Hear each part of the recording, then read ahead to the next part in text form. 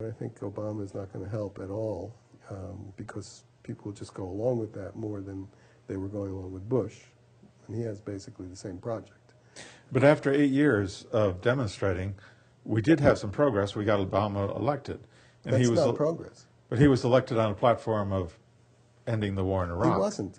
He was and elected because Guantanamo. people wanted to think that that was his platform. That was never his platform. And it's not his platform now. You know, if you look at what he says, he wants to withdraw combat troops. That leaves 60,000 troops.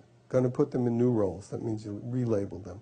Going to train the Iraqi army, and we're going to have support troops. Who protects the support troops? Right. So, you know, plus we have 150,000 private contractors.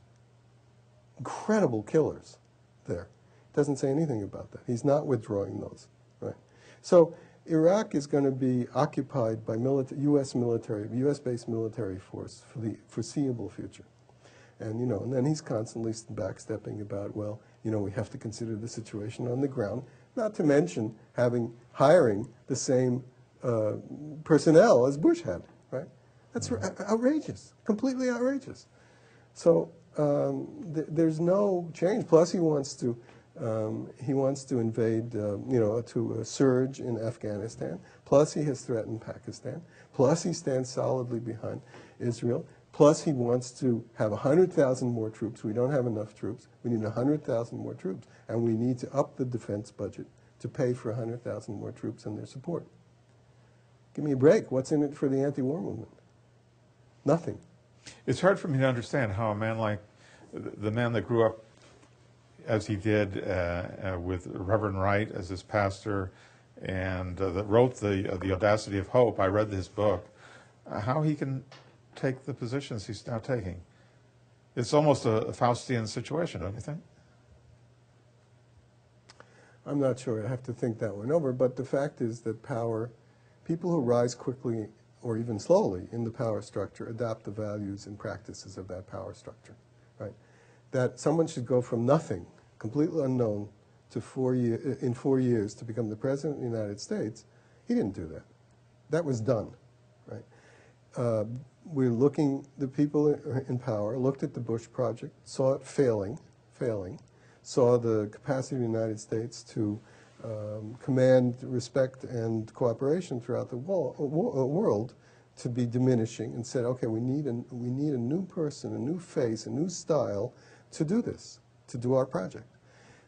Obama was selected and ran up past the Democratic, normal ladder of rising in the Chicago Democratic Party, and here he is president. And, you know, 75% of he had a terrific web presence and a lot of small contributions, but 75% of the money, not the number of contributions, came from the large corporations, the same people that were supporting Bush, the same people that were supporting McCain. Why? Why did they give him so much money? Not because he's going to change things, not because he's their enemy. Mm-hmm. You know, they're supporting a new face for the old project, which is American hegemony in the world. You know, and we do it militarily. He's for free trade. He's voted twice for the Patriot Act. You know, what changes? Change we can believe in. You can believe in maybe, but not me. You know, hope for what? You know, so I think this could be a very dangerous situation, because when Obama invades Afghanistan, you know, if Bush did that, people would say, "Oh, it's so wrong. Bush is so stupid. Dick Cheney, the villain." When Obama does it, people will say, well, you know, he's pretty smart. And, you know, if he thinks that we need to do this now, probably we need to do this now. You know, this isn't Bush anymore. Mm-hmm. So I'm not looking for any big changes, and I'm waiting for people's eyes to open. I think the whole Obama support was completely delusional. And what people were expecting him to do, you know, the one thing I'll give him real credit for is he never said anything false. Everything he's doing, he has said he was going to do. Everything he's doing has been stated policies. You know, all of his previous votes are in the same direction. It's not like he turned around and all of a sudden became a right-wing militarist. He was doing that continually. Oh yeah, he made a speech when he was a state senator against the war, but once he got into the Senate, he voted for every appropriations bill. Mm-hmm. You know, he was right there twisting arms for the bailout. You know, and so we just gave away $700 billion to the banks. And he was in back of that. He hired the people to run the finances, who were the same people that set up this failed situation, the deregulatory guys, Geithner and Paulson, and I mean, they're still in business, right?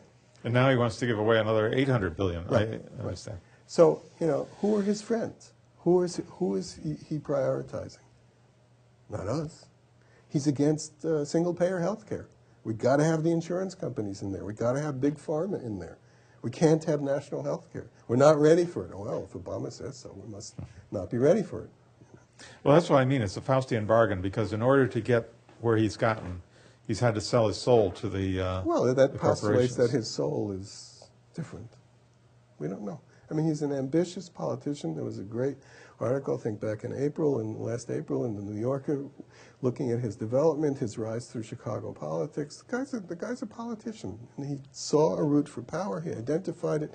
He identified early on his project of becoming president, and he did it. And you know, we'll see. It's right. You know, before the election, when you talk to people about this, they would say, "Oh, well, he's only saying that to get elected." Right? And then we have the period before he actually became president, when he starts appointing all of these old right-wingers and militarists and corporatists. And they say, "Oh, well, he's the boss. He'll tell them what to do. They're experts. They know how to handle Washington, and he'll give the assignments." Right? Mm-hmm. And now that he's president, what the line is, well, give him time. He's only been in for 2 or 3 days. You know, give him time. But it seems like really clinging hard to not connecting the dots. The dots have been there all along, and so that's the kind of thing I write about in the books. You know, that's the hiding, and that's the thing that needs to be uncovered. That's the stone that needs to be turned over.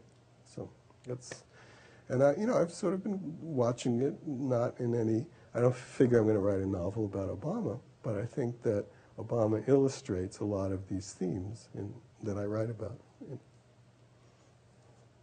Well, we're running out of time on that note, and I guess so. If our viewers would like to buy Skulk, where can they go? Is it just Amazon? Yeah, the rest of the books are all in bookstores, and if they're don't happen to be on the shelf, they can be ordered. I think Skulk, because it's from a small political publisher, may have to be on Amazon, and you can also download an electronic copy if you do that. It's very cheap. So, yeah, Skulk on Amazon and everything else in bookstores or Amazon or Barnes and Nobles. So it's a softcover book. There is no hardcover, right? There's no hardcover, no. On Amazon, how much will people pay for this? I think it's $12 and or $3.95 for the electronic. Yes, that's quite reasonable. Yeah. So any book group could order it, and we read it. Well, we read this other one, the Julius Marantz at the Unitarian Church, and you were there to talk about it.